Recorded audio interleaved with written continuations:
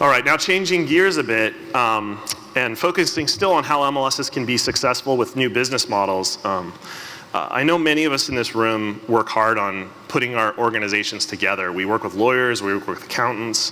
We do what we think is the best thing for our business and our business model. But there has been a lot of talk recently, and it hasn't gotten a lot of attention, but it came about because my MLS considered moving from what I would consider to be a traditional shareholder dividend model and looking at possibly going to a wholesale model, right? Selling our services to new associations. And when we started doing that, we started looking at some of the tax ramifications. And there is some amazing things that can affect you as an MLS if you are selling services to a tax-exempt association, if you're a for-profit and you're handling dividends a certain way. And so it led me to realize that for this meeting, it would be very interesting to have an expert come up and tell us all, and this may be a very uncomfortable talk. I'm gonna be honest with you up front. It may be a very uncomfortable talk to say, are we doing things properly from an accounting and IRS perspective? And I think this will stimulate talk in the hallways. It'll probably stimulate talk at your board of directors, but I think it's gonna be great. And so I have the pleasure today to introduce a practicing CPA who has years of association management experience. He served in prior roles as CFO of the California Association of Realtors, the CEO, CFO for the Colorado Association of Realtors, and he was a key member of the Realtor.com family for many years. I want to welcome the principal of Flynn Consulting, my friend, Don Flynn, to the stage. Thanks, Russ. Appreciate that. Good morning, everybody. It's Friday, we're almost done, and this is a tough subject to talk about when you're contemplating some form of organizational change. What Brad didn't really mention was what he looked like when we were talking about his restructure, and when I told him the tax consequences of it. And his guys got about as big as saucers, and he changed the mind in which, or the direction in which he was going to go. We're really going to spend today talking about three major issues. We're going to be talking about corporate structure, tax structure, and buyout structure, and they're all very important when you're planning on doing some form of a structure change within your organization. Some of the challenges are that entities have formed different ways. Sometimes you have two different entities, sometimes you have a for-profit and a not-for-profit, and you have a different way of doing the math between those two. Tax structures, you have different ways to file your tax returns. Some file as a for-profit company or a for-profit entity, some file as a not-for-profit, and some do a hybrid there as well. And then the buyout structure, there's things you can do with a buyout structure to eliminate some of the tax consequences if you think it far enough through. So I wanted to go into just a few stories just so you understand the magnitude of some of the things that can happen. The first panel there talks about the $160,000 mistake. I was talking to an association, they called me up and they said, and I probably should tell you that it's after April 15th. And AE calls me up and she said, yeah, I just got a tax bill for about $40,000. And I said, how did that happen?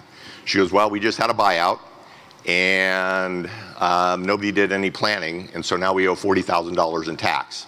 She says, what do I do? And I said, well, doing money quarterbacking with the IRS normally is not a good position to be in. But I gave her a few suggestions about what she could do to structure that payment if that was possible. So it's really key and important to know your structure, how you're set up as a corporation, how you're set up from a tax point of view, and you also have to know your data. Data has been done many different ways within organizations. A lot of you are allocating expenses back and forth between entities, and there's better ways to do that, but you have to understand what that data is, and you really have to separate it out between what I would call your hard costs and your soft costs, or your direct expenses and your indirect expenses, so you really know what the MLS is costing you. And then the other thing that has come out in the conversation is you have to understand the impact of your fixed assets if you have depreciation and you've been taking that as a deduction, or any capital gains that you have built into an investment portfolio. I've seen some portfolios that have in excess of $500,000 on unrealized gains, and they haven't paid tax on that money. And so somehow that is going to get incorporated in if there's a structure change, so it's really important. The other thing that I don't have up there that got me started in part of this conversation, I was working with two associations in California. They both handle things a little bit differently. They were in the process of doing a merger, and they didn't know what was right, whether they should dissolve and just move the entity into, or the membership into the other entity. And unfortunately, one was filing their taxes in not the most appropriate way. And so we had to do a little bit of time, we had to do some due diligence to find out if there was any tax liability that would be coming along with the merger or the acquisition. And they're still in the process, and we determined that the liability was a very small portion, but you have to understand what that is. Looking at the next slide, these are the two main corporate structures that entities have, either a not-for-profit trade association or a for-profit, and sometimes you do a hybrid of both. So you have an MLS that has one structure and you have an association that has another. So if you're merging two entities and they both have two entities within themselves, you really have to look at 4 different sets of structures in order to determine the best way to put that together. And sometimes it's best to do a merger, other times it's probably better to do to dissolve some organization and just move things over. And then from a tax structure point of view, and this is where it gets a little bit sticky, and you have to be really, really careful with this. A lot of you would be 501c6s, so a mutual benefit corporation, trade association, and some of you are a C Corp. There are some that are running an MLS through a 501c6, and there's some tax ramifications for doing that, so you have to be really careful with how that data is analyzed and how that gets pulled apart. And then a lot of them are running C corporations for their MLS and even also for their association. So you have to be able to look at all that data, know that data, and figure out what is the best way to move forward. And I would suggest that you probably want to have this conversation somewhere early in the process so you understand what the ramifications are and you're not bit from a tax point of view. And then from a tax filing point of view, there are some that are filing 990s with all information. I'm not going to ask for a raise of hands, but there are a lot of associations that are filing MLS activity on a 990, and I'm not sure that's the best course of action. I won't tell you what the ramifications of that are, but I will be in the back of the room or out in the hallway after my presentation, and if you have a particular issue, I'll be glad to address it with you. A lot of associations or organizations are filing 990s or 990Ts, and that's really important to understand the pieces that are going with each of those and the tax ramifications.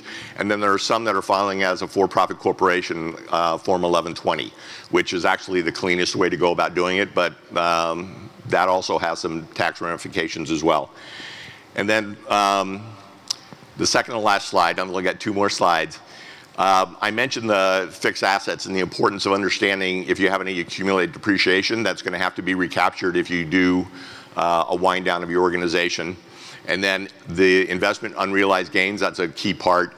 And then the one part that nobody noticed in a couple of the organizations I worked for is that they had a very serious amount of net operating losses coming from past years. And one of the unintended consequences, if you go through an organizational change, you might lose the tax benefit of those net operating losses. So you have to understand where those are at and what you can do with those from a tax point of view. I wanted to tell you another little story. Just worked with a small association that went through a change.